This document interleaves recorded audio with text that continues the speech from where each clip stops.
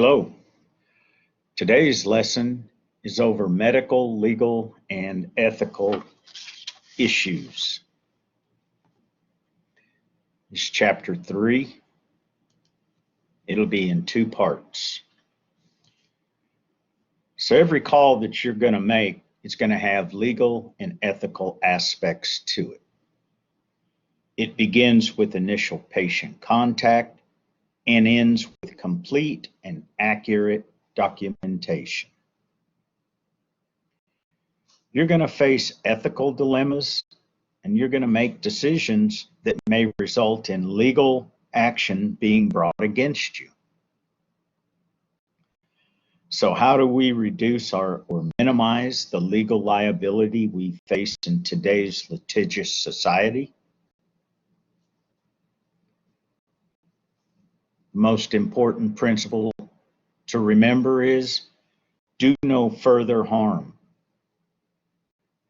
Operate within your scope of practice, and don't do anything that you wouldn't want printed or seen on social media or printed on the front page of a newspaper tomorrow morning. Be very, very careful with your social media accounts. Number one, if you put stuff on social media while you are wearing your uniform on city property, you're setting yourself up for disaster. They can get you for putting stuff out. So do yourself a favor, just don't do it. If you got to think whether it's right or wrong, don't do it. Don't put yourself in that situation.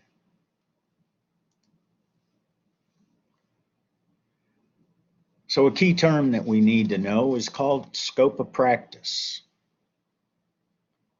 It's a collective set of rules and duties that defines your role as an EMT.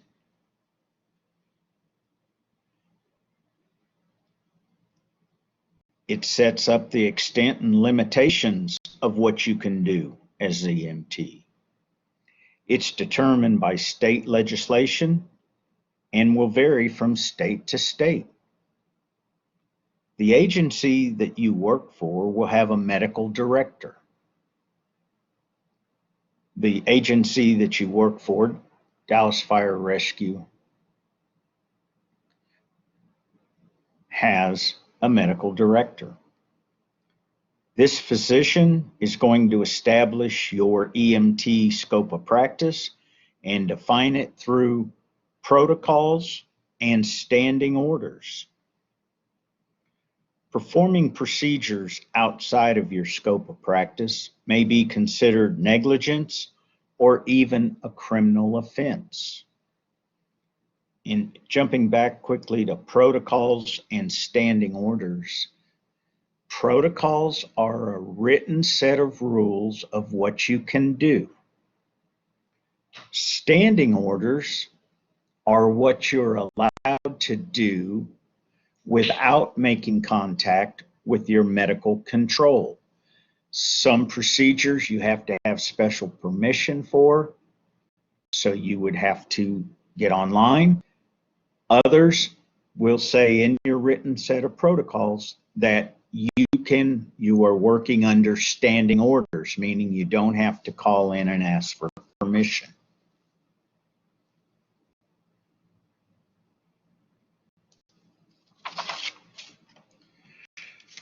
So as an EMT, you're responsible to the patient, your medical director, and to state legislation.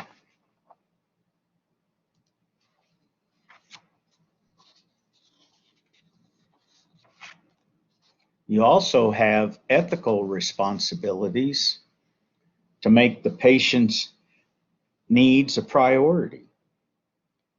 You also have a responsibility to your team to maintain your skills and your knowledge. You also have ethical responsibilities regarding critical review performance also known as quality improvement. You should discuss the calls and accept suggestions from others more experienced providers on how to improve your skills, your communication techniques, and your patient care. This is all part of the quality improvement. You should prepare honest reports, and you also need to be a patient advocate. Patient advocate is doing something for the patient that's not immoral, illegal, or out of your scope of practice.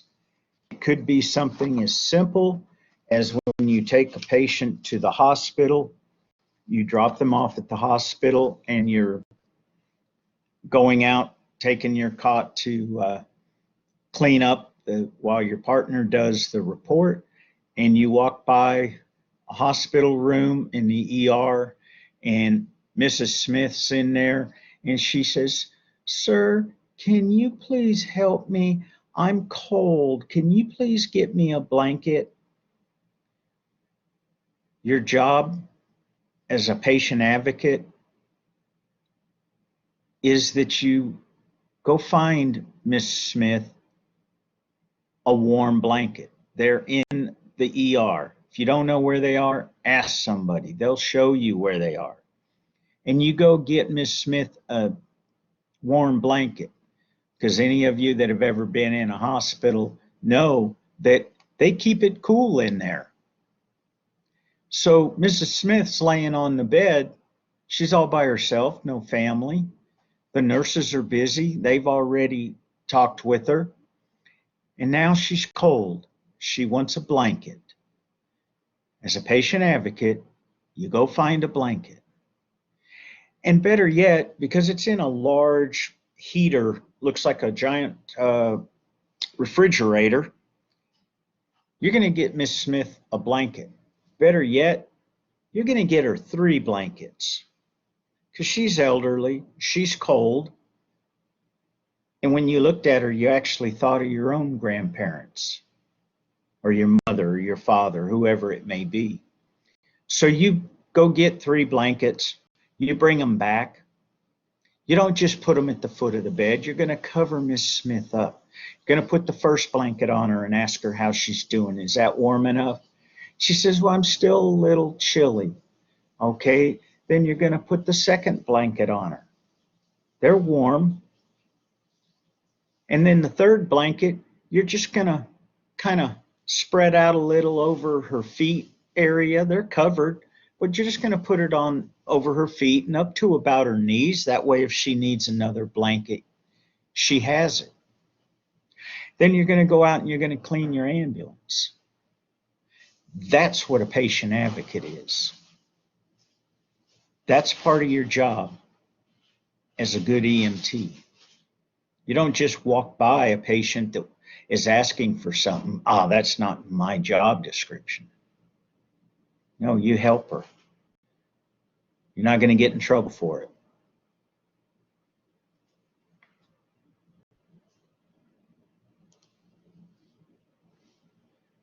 Next, we have standards of care, the manner in which you must act or behave. You must be concerned about safety and the welfare of others. If you don't think about safety and the welfare of others, you're probably getting into the wrong business.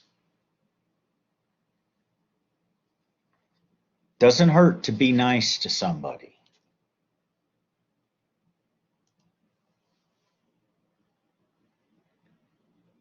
Our standards of care are established by local custom, by statutes, our protocols. Protocols can be either online, standing orders, and written. There's also professional or institutional standards, such as American Heart Association CPR guidelines. That's part of our standard of care. Textbooks. An example is the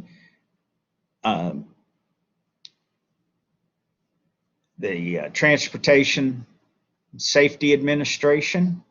the National Highway Transportation Safety Association that write what we can do, and then our standards that are imposed by states based on Medical Practices Act, certification, and licensure. And you're responsible for these things. So now we're going to talk about some consents.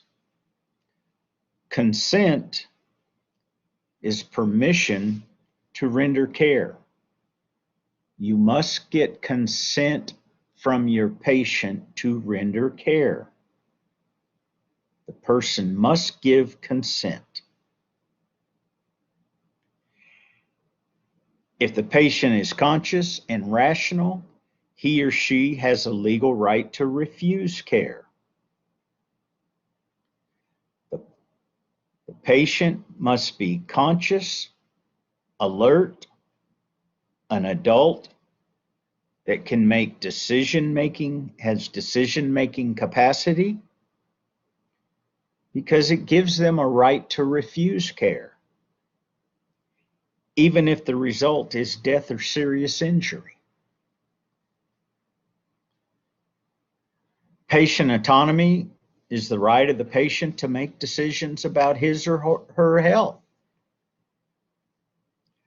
which this then places a burden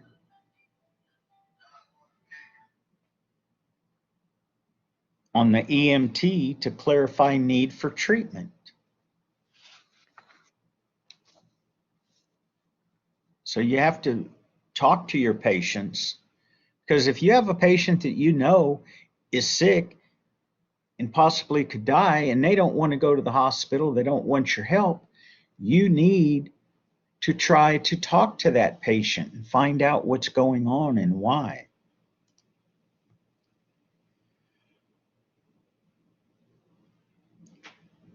What do we do when a patient refuses care? In order for a patient to refuse care or transportation, there must be several conditions met. The patient must be legally able to consent, must be of age, or an emancipated minor. In the state of Texas, you must be 18 to consent. The patient must be mentally competent and oriented. The patient's condition cannot have unstable vital signs or altered mental status. The patient must be fully informed and understand the risk of refusing treatment or transportation. In other words, you have to tell them what could possibly happen by refusing treatment or transportation. The patient must sign a refusal form or release form that is designed to release you and your employer from liability arising from the patient's informed refusal. Because you've told them everything that possibly could go wrong, but they're still refusing. Which then leads us to liability. You have a legal responsibility to provide them all that information. Even though you're following the proper steps for obtaining a signed refusal form, it does not free you from liability if the patient dies after you leave them. You've informed them of everything. They absolutely refuse care, treatment, transportation.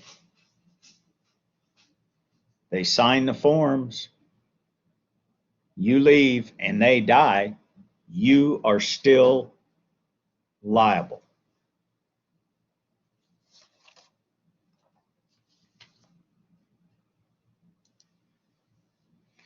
So when in doubt, err in favor of providing care. Take them to the hospital.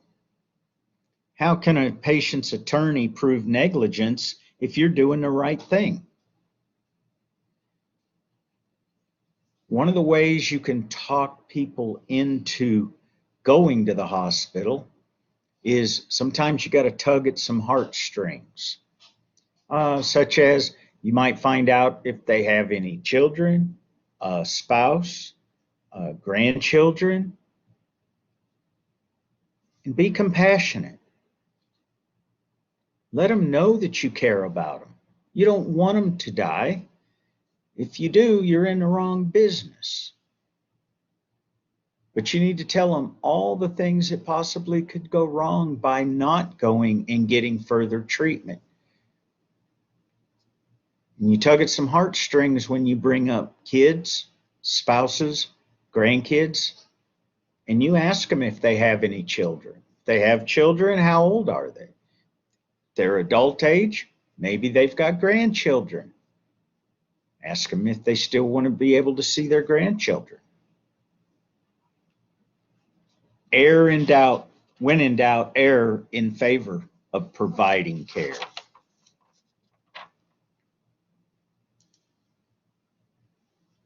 Talk a little bit about patient consent and refusal. We have express consent, implied consent, and special consent situations. The term consent is permission from the patient for any treatment or action performed by you as an EMT. And this consent can be either verbally, or it can be they can stick out their arm to take their blood pressure. That's giving consent to be treated, have the blood pressure taken. Obviously, if the patient's the one who called 911, then most likely you would think that the patient will consent to care. So there are two types of consents. There's express consent and implied consent. However, there's a third set of special circumstances that can also be present.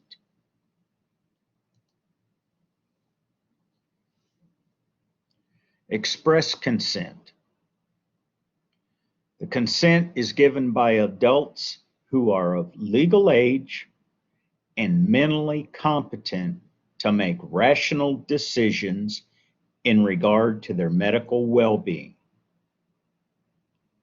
You must obtain this consent from all patients who are physically or mentally able to give it. Not just pick and choose them, from all patients. This consent must be informed, consent. The patient must understand the risk associated with the care that they will receive. It's a legal requirement. It's just plain smart to explain your procedures to your patient before you do them. If you're going to take somebody's blood pressure, tell them that you're going to take their blood pressure. You're going to put a blood pressure cuff around their arm, and they're going to feel a squeeze on their arm when you pump it up. Tell them what you're going to do before you do it, because you need their consent. Implied consent. We use implied consent. This is consent that is assumed based on the premise that a competent, rational patient would consent to this treatment if they were unconscious. Implied consent is implied for the unconscious patient, based on the principle that this patient would want help if they were conscious. They're in a situation, so they probably would want help. If you go unconscious, wouldn't you want somebody to call 911 and have them show up and help you, you can't consent because you're unconscious. This is known as implied consent.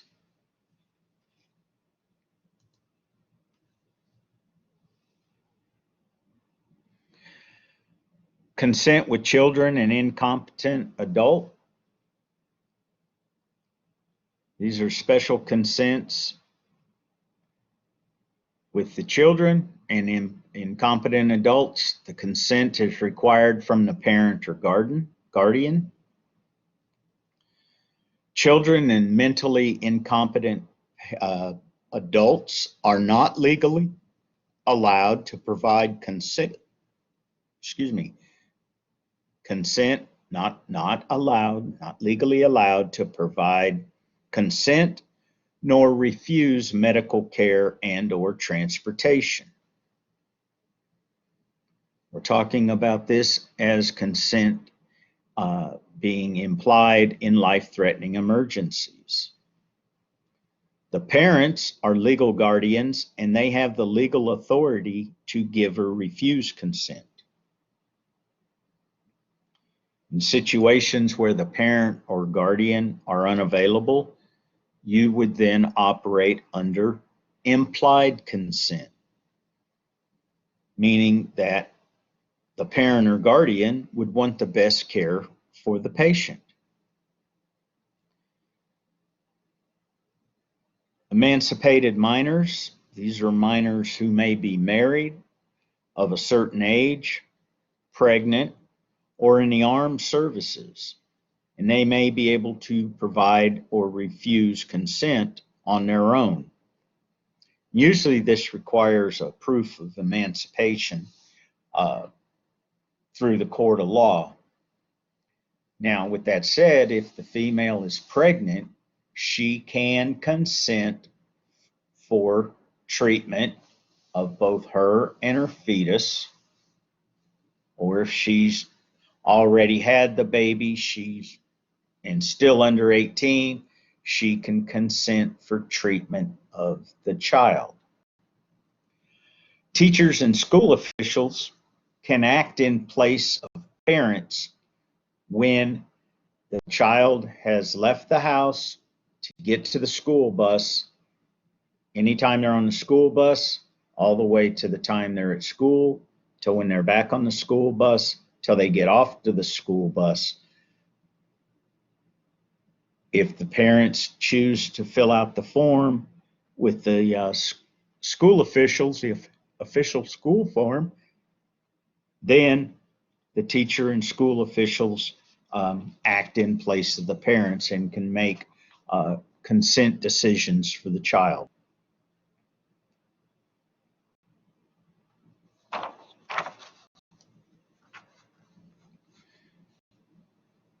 Involuntary consent.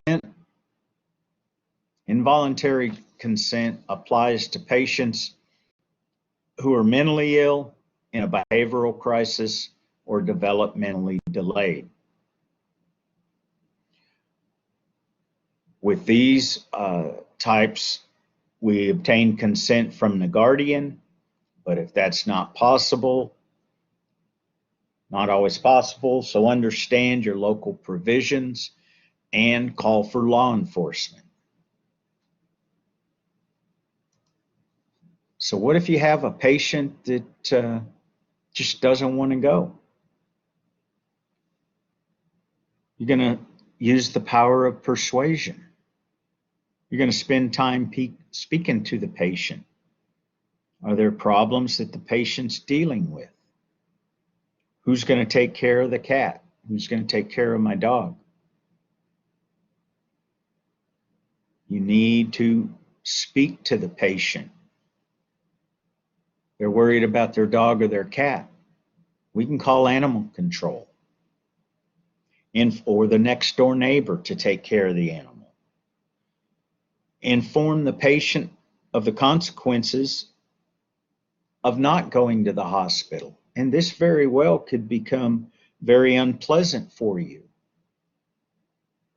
but you have to talk to your patients and let them know the reasons why they need to go and the reasons why if they say they don't want to go, you need to know the reasons why they don't want to go, and then form your way of persuasion. Try to determine why the patient is refusing care. Are they elderly and have the fear of never coming home? Fear of loss of independence? This may be a form of denial or unwillingness to accept the idea of being ill. So sometimes this can get very, very uncomfortable. If you need to, consult medical direction, because sometimes the online physician may be able to convince the patient just because they're a physician. You're not a physician, so the patient very well may have a lack of trust in your judgment.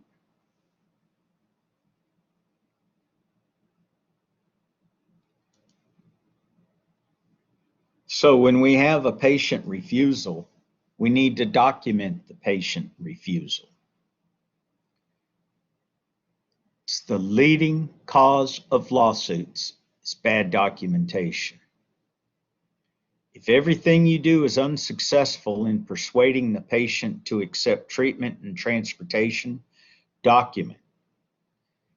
And if you're tired of documenting, document some more why they don't want to go. And then if you're really tired of documenting, well, document some more. So that's the only way you're going to stay out of a lawsuit is by documentation.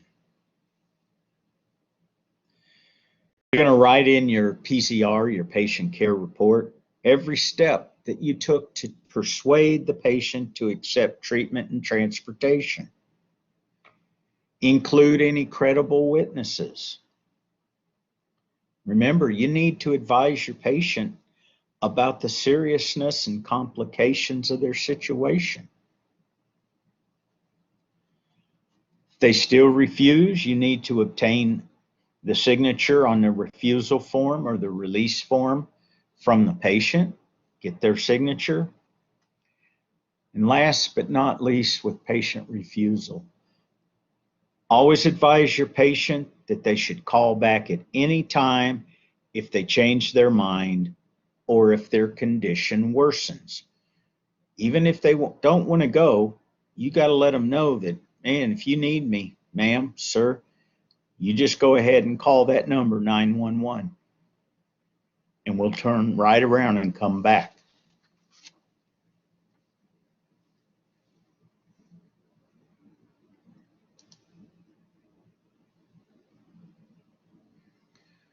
Forcible restraint, it's legally permissible, but you must contact your medical control for authorization. Texas, only law enforcement officers may forcibly restrain, and it could be brought as false imprisonment.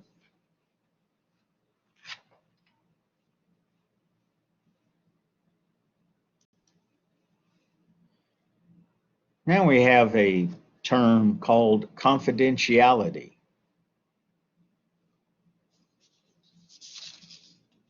Any information you obtain about a patient's history, your assessment findings, or treatment is confidential. It must not be shared with anyone else. The patient is putting their trust into you not to talk about them.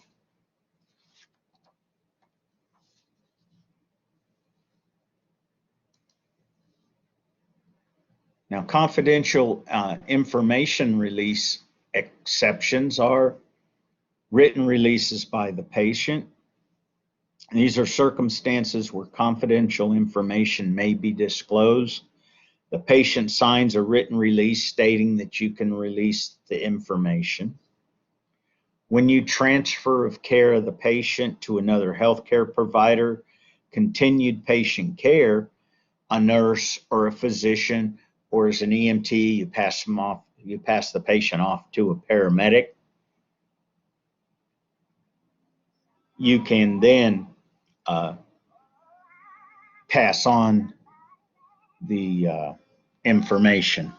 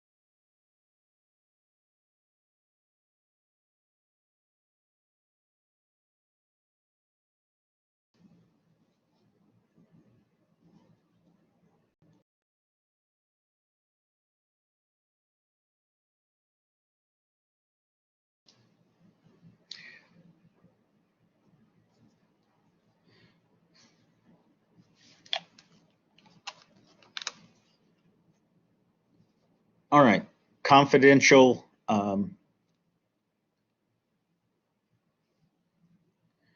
info release. There's certain circumstances where confidential information needs to be disclosed, such as transferring care to a healthcare provider, another healthcare provider, to continue patient care. It could be an EMT to a paramedic, EMT to the nurse at the hospital or physician at the hospital. There's mandatory reporting of abuse situations such as child, spousal, or elderly has occurred, or you feel has occurred.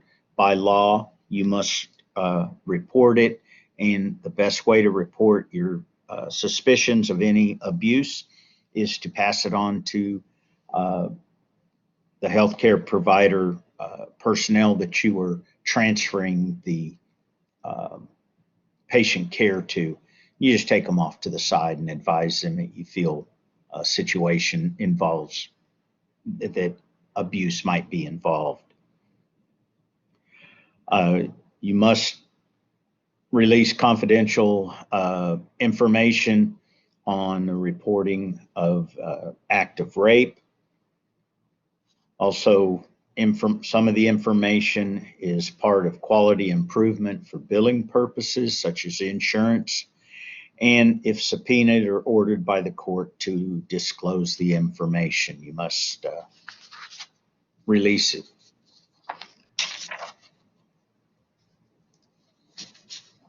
HIPAA, HIPPA, stands for Health Insurance Portability and Accountability Act.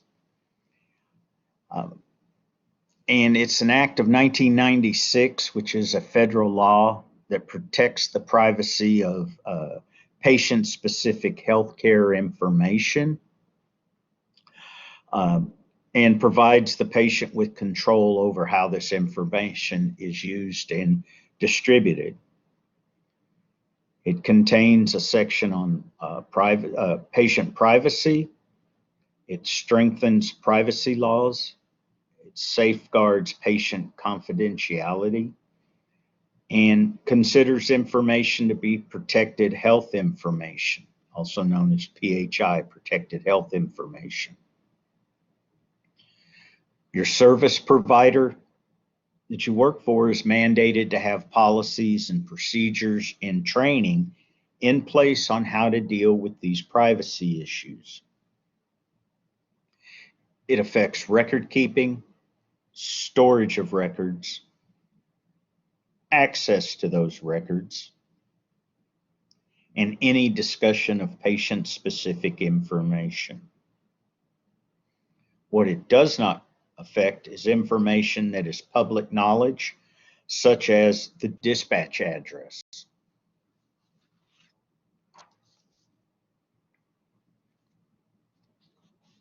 We also have what are called advance directives, which are directions for care written in advance.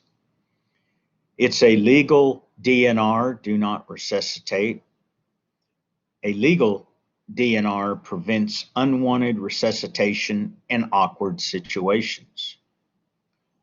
Oral requests of a family member are not reason to withhold care. If the family requests you do not resuscitate the patient and there's no DNR, it's best to err on the side of resuscitation. Now, you may have to get the police involved sometimes, but just because family says, hey, we don't want grandpa to be worked, and they cannot produce the DNR legal paperwork, you have an obligation to do your job within your scope of practice. It's much easier to defend yourself for providing care than it is to defend yourself while you withheld care. Here we have a picture of state of Texas DNR. This is a do not resuscitate order. It's a legal document signed by the patient and the patient's physician, which states that the patient has a terminal illness and does not wish to prolong life through resuscitative efforts. Now, If the patient's unable to sign this, the medical power of attorney for the patient can sign the DNR orders along with the doctor. It must be dated. It's a legal paperwork. And by honoring the DNR, you honor the patient and the patient's wishes to not be resuscitated.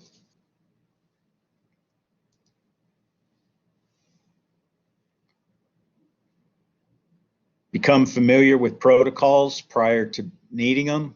When in doubt, resuscitate. Most DNRs apply only to patients already in cardiac or respiratory arrest. If the patient hasn't arrested, then generally you're going to begin the resuscitation.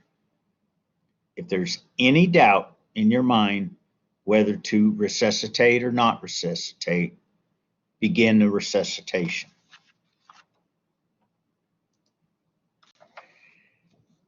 Advance directives and living wills. Living wills are statements signed by the patient regarding use of long-term life support, comfort measures, ventilators, IV feedings, and pain medication.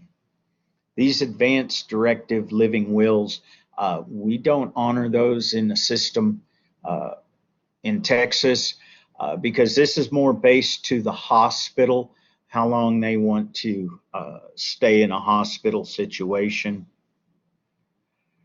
A healthcare proxy is a person named to make healthcare decisions in case the patient is unable to make them for themselves, such as a durable power of attorney for healthcare decisions.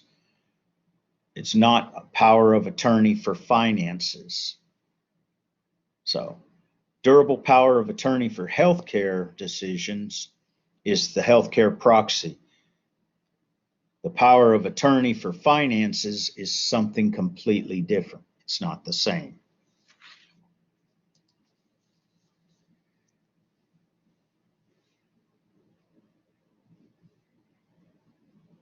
So we have presumptive physical signs of death,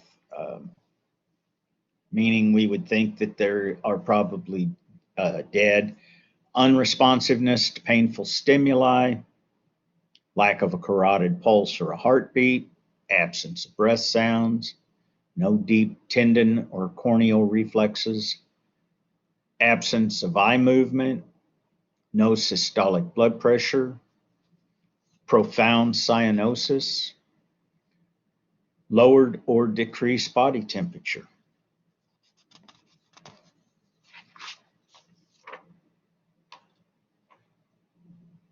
These are the dead on scene presumptive physical signs of death.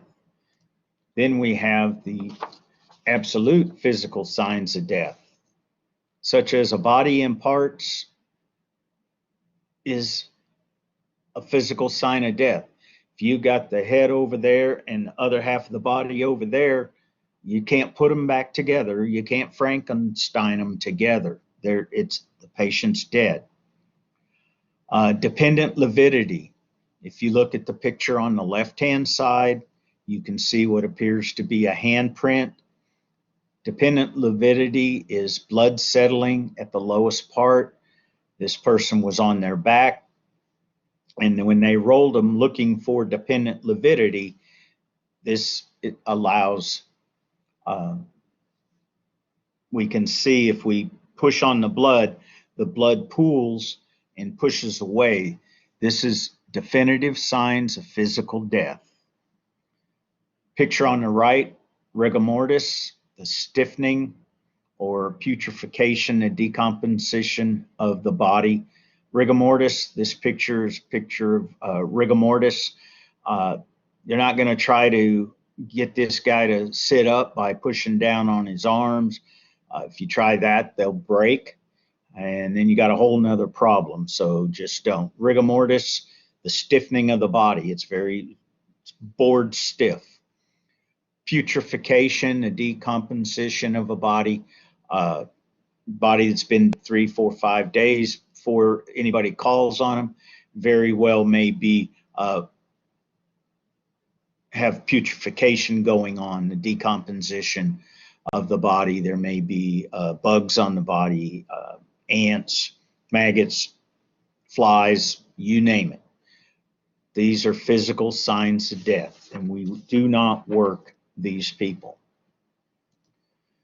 This is the end of part 1 of 2 of chapter 3.